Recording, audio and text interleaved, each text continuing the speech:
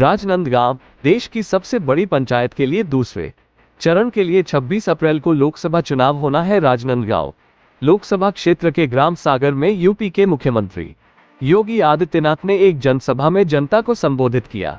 उससे पहले योगी आदित्यनाथ ने धर्मनगरी में विराजित मां बमलेश्वरी को प्रणाम किया। उत्तर प्रदेश के मुख्यमंत्री योगी आदित्यनाथ ने कांग्रेस के लोकसभा प्रत्याशी भूपेश बघेल एवं उनकी सरकार को आड़े हाथों लेकर भ्रष्टाचार की सरकार बताया। उन्होंने कहा कि भूपेश बघेल के मुख्यमंत्री रहते कोयला गोबर शराब घोटाला हुआ है। इसके अलावा महादेव ऐप जैसे बड़े सट्टा चलती रहा। ऐसे व्यक्ति को लोकसभा चुनाव में वोट देना गलत है। योगी आदित्यनाथ ने प्रधानमंत्री नरेंद्र मोदी की भूरी भूरी प्रशंसा करते हुए कहा कि उनके 10 साल के कार्यकाल में बेहतर कार्य हुए हैं। प्रधानमंत्री नरेंद्र मोदी ने 80 करोड़ जनता को 5 साल तक मुफ्त में राशन देने की घोषणा की है। 10 करोड़ लोगों को स्वावलंबन करने का कार्य उन्होंने किया है। इसके अलावा 10 करोड़ लोगों को उज्ज्वला गैस कनेक्शन भी उन्होंने दिए हैं। 4 करोड़ गरीबों के लिए मकान बनाए हैं। कश्मीर में धारा 370 हटाए है। 2.5 करोड़ लोगों के घर बिजली पहुंच जाई है। योगी आदित्यनाथ ने छत्तीसगढ़ के मुख्यमंत्री विष्णुदेव साय की भी प्रशंसा करते हुए कहा कि उन्होंने 18 लाख गरीबों के आवास बनाने की बात कही है। विष्णुदेव साय की सरकार ने महतारियों का वंदन करते हुए उन्हें 1000 रुपये प्रतिमाह दिया है, जो बेहतर कार्य है। उन्होंने आगे कहा कि कांग्रेस एक समस्या है और बीजेपी उसका समाधान। योगी ने आगे कहा कि भाजपा प्रत्याशी संतोष पांडे के पक्ष में को भारी मतों से विजयी बनाए और फिर से मोदी जी की सरकार बनाए।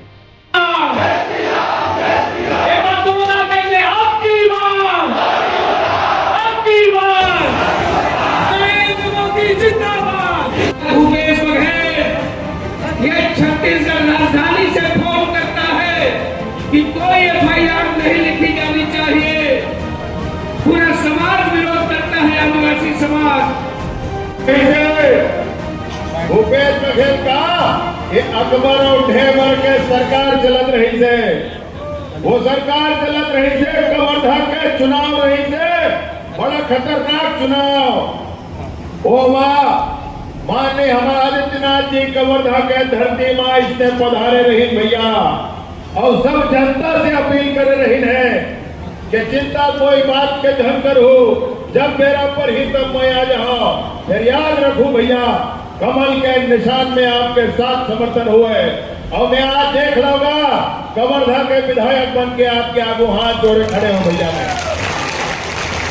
मैं अपेक्षा की होगी, लोगों ने तमाम प्रकार के गलत तरीके से यहां की छवि को प्रस्तुत करने का प्रयास किया होगा, लेकिन भारतीय जनता पार्टी की सरकारें छत्तीसगढ़ के अंदर या केंद्र में सदैव अटल जी की सरकार रही हो या फिर पिछले 10 वर्ष में प्रधानमंत्री मोदी जी के नेतृत्व की सरकार, जिस मजबूती के साथ छत्तीसगढ़ को उसकी पहचान दिलाने के लिए प्रतिबद्ध दिखाई देती है, वो अभिभूत करने वाली है।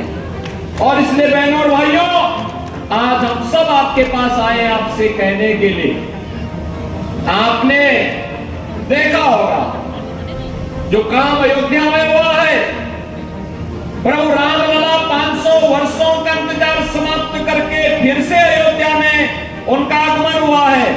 क्या ये काम कांग्रेस के लोग कर पाते? देखो, जब भगवान राम को 14 वर्ष का वनवास हुआ था, तो उन्होंने उस समय भी उस कालखंड का उपयोग भी कहां किया? सबसे पहले जब अपने स्वयं के अयोध्या से उनको वन के लिए जाना पड़ा, तो उन्होंने इसी छत्तीसगढ़ की तरफ रुख किया, क्योंकि ननिहाल नजदीक था। और पहले चित्रकूट आए और फिर दंडकारण्य होते हुए पंचवटी की तरफ गए। और उस समय भी उनके सामने चुनौती थी, और चुनौती यही थी कि उस समय भी रावण के कुछ राक्षस उस समय इस पूरे क्षेत्र को, यहां के ऋषि मुनियों और ज्ञान और आराधना में रथ, उस समय की साधना में रथ ऋषि मुनियों को परेशान करते थे, वहां के सभ्य समाज को प्रताड़ित करते थे। उनकी सुरक्षा का दायित्व उस कालखंड में हजारों वर्ष पहले प्रभु राम ने अपने कंधे में ली थी कि नहीं, निस्सरहीन करुमयी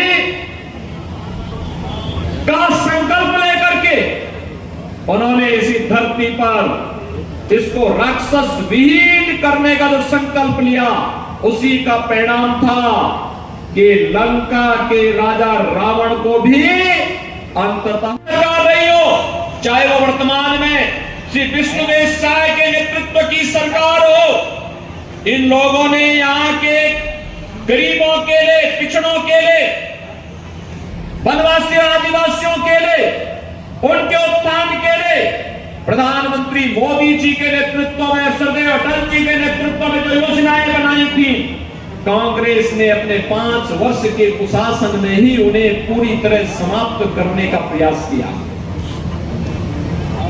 पूरी तरह समाप्त करने का प्रयास किया। और मुझे तो बताया गया कि इस प्रतिष्ठित सीट पर कांग्रेस ने यहां के पूर्व मुख्यमंत्री को, श्री भूपेश बघेल को ही अपना प्रत्याशी बनाकर के उतारा है।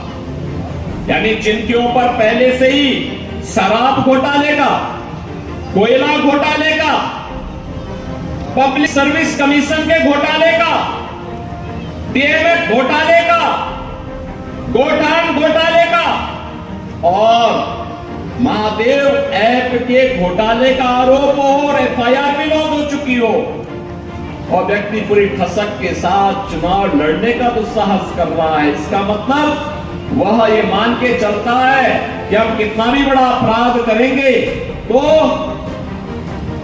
हम लोग समाज की आंखों में धूल झोंक करके सत्या क्या लेंगे। अब नहीं होने वाला है। ये नया भारत है, नया भारत। नए भारत में घोटालेबाज नहीं चलेंगे।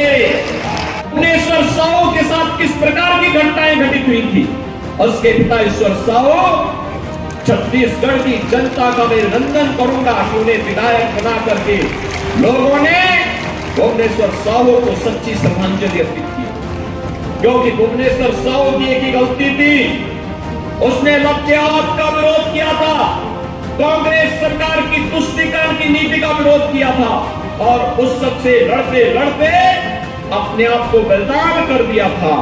बहन और भाइयों, यहाँ की जनता जनार्दन ने स्वर्गीय भुवनेश्वर साहू को श्रद्धांजलि अर्पित करते हुए उनके पिता ईश्वर साहू को विधायक बना करके उनकी स्मृतियों को जीवंत बनाने का काम किया है। बहन और भाइयों, एक कांग्रेस घोटाले का नाम है, एक कांग्रेस आतंकवाद का नाम है, एक कांग्रेस नक्सलवाद का नाम है। जिस उम्र में युवाओं के हाथ में टैबलेट होना चाहिए, अच्छी पुस्तक होनी चाहिए, दुनिया को आगे बढ़ाने का जज्बा होना चाहिए, एक कांग्रेस ने उस उम्र के इन बच्चों के हाथों में तमंचे पकड़ा दिए और तमंचे पकड़ा करके भारत के खिलाफ उन्हें लड़ने के लिए नक्सलवाद के नाम पर, आतंकवाद के नाम पर, उग्रवाद के नाम पर उकसाने का कार्य किया। बहनों और भाइयों, अरे देश मोदी जी के नेतृत्व में कार्य कर रहा है और आपने 10 वर्ष में बदलते हुए भारत को देखा होगा, बदलते हुए भारत को देखा होगा। 10 वर्ष में क्या ये कभी हुआ? ये कभी हो पाया? देश के अंदर बहनों और भाइयों, छत्तीसगढ़ की डॉक्टर रमन सिंह जी के नेतृत्व की पहली सरकार थी जिन्होंने 1 रुपए किलो चावल यहाँ के गरीबों को, सभी सहमत हैं? पीछे तक मुझे बताओ, बड़ा हाथ खड़ा करके सभी लोग सहमत हैं?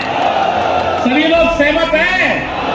भारतीय जनता पार्टी ने मोदी जी के प्रतिनिधि के रूप में इस राजनांदगांव में श्री संतोष पांडे को फिर अपना प्रत्याशी बनाकर के उतारा है। सभी लोग सहमत है ना? 26 को चुनाव होने और बहनों और भाइयों, 26 के चुनाव में आप सबको संतोष पांडे और मोदी जी का प्रतिनिधि बनकर के घर घर जाना होगा। सहमत है ना? सहमत है? जाएंगे, विजयी बना के लाएंगे। जो लोग जातिवाद के नाम।